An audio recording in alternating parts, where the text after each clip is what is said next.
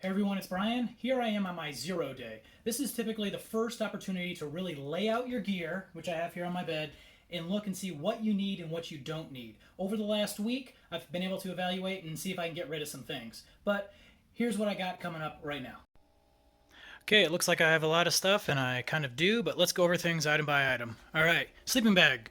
20 degree Fahrenheit Z-Packs bag, cocoon silk liner in the bag, and a Trekology pillow.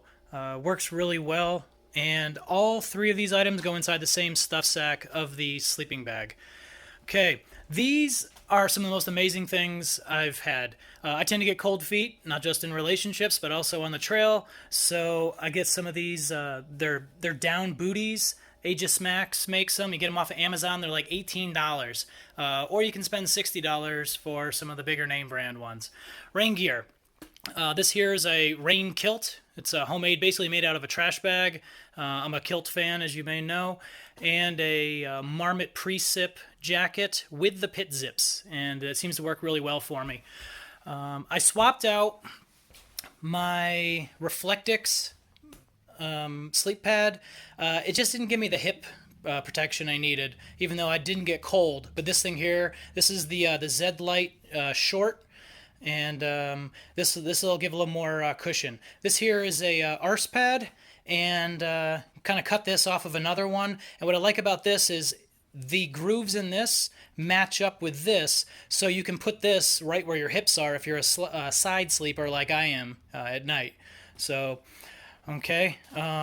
This is a Polycryo ultralight ground sheet. I'll use this when I'm cowboy camping, and I've added some basically homemade ripstop. I put some Lowe's Tyvek tape along the edges, because once this stuff starts ripping, it'll rip all the way. So at least it'll stop at the edges and across.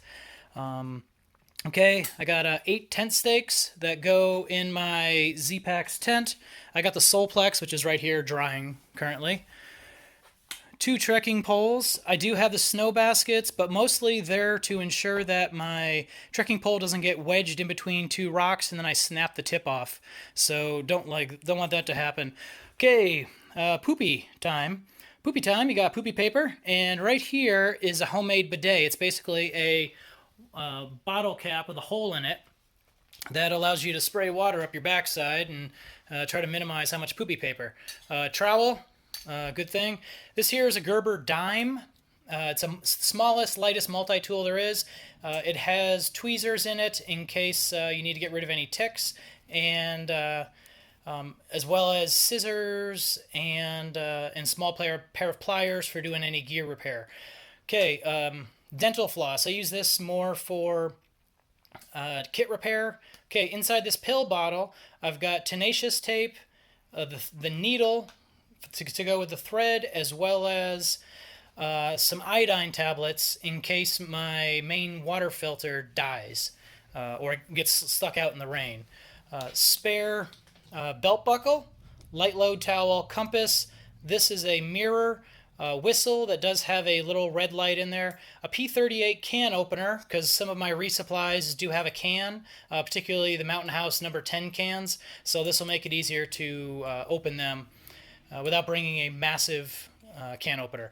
This here is a fuel transfer valve that helps siphon fuel off of half-used isobutane that you'll find in hiker boxes, so that way you can continue to use the excess, so you're not wasting. Lighter, pot cleaner, BRS stove, titanium pot with a pot koozie. This here inside is a titanium windscreen. This is the cook bag that I'll cook my food in, because I hate cleaning this thing. And so, spoon. Alrighty, and of course I do have my electronics. This is my tripod, UltraPod. Holds the phone if I need to make a video. These are line locks that can be used for your gear, or if you bust a shoelace. Headlamp. This is the Foxelli rechargeable. I typically use it on the red light, and it takes 100 hours on red light before it'll die, and I think it's like 30 or 60 if it's on the regular light.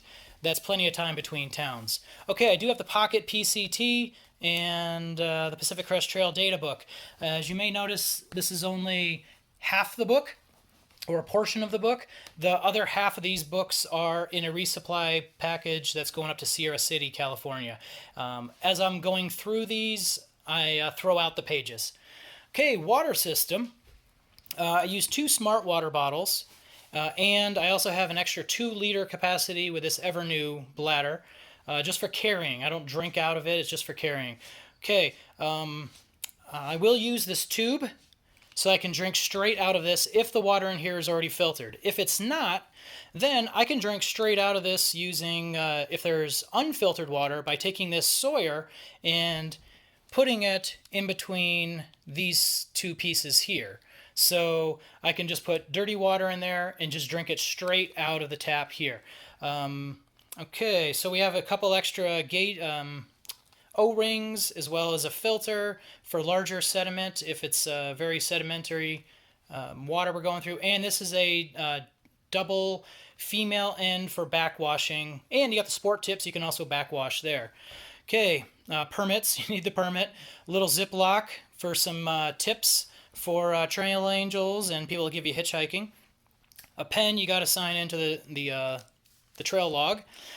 This is my food bag. My food's over in the corner though. All right, sunglasses, bear bag hanging kit, a couple extra attachment pieces if anything has to be attached or repairs have to be made. This is a Granite Gear ditty bag to contain all these small little pieces. All right, extra Ziploc bags. Just a ditty bag that I got at a hotel in Ecuador.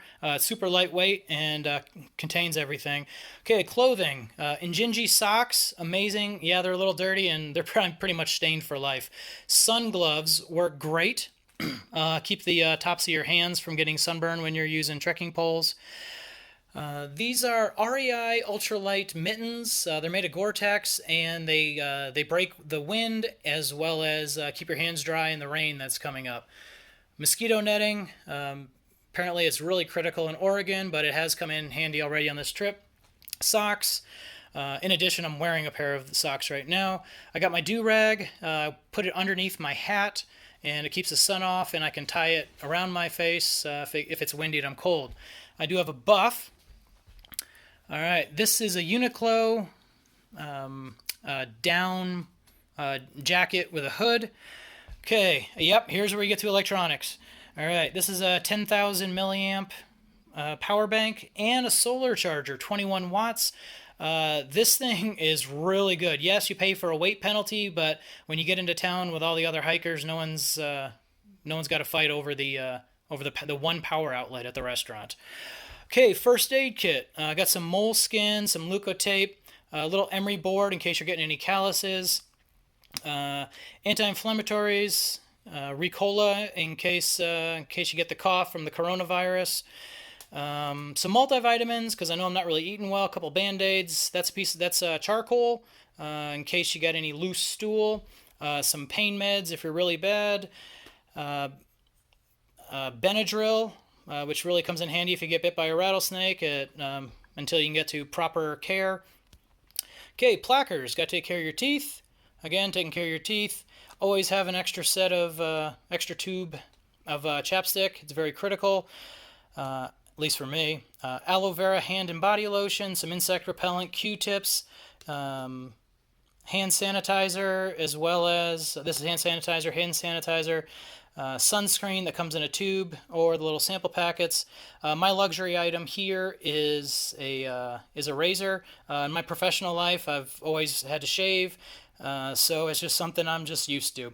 A little bit of soap. Here's some liquid dish soap by a company called H2O at Home. I'll put a link in the description below. It's 99% biodegradable, all natural, really good stuff, really effective. So you can use it for cleaning, like your cook pot, or you can even wash your hands with it. And here's the backpack I'm taking, or I have been using for the last week. It's a Granite Gear Crown 260, very good pack, and I removed the brain because I didn't need the capacity, and I did across the chest I do have a little chest pouch, courtesy of the USO, so that way I can put snacks and phone and anything that I want right in front of me. It's sitting there right in front of me as well. Or if I want to cold soak in a bag, you just unzip it and cold soak. So that is everything, and that weight is right around 13 1/4 pounds. So if you have any questions or any comments, feel free to write them in the description below, and I look forward to seeing you on the trail.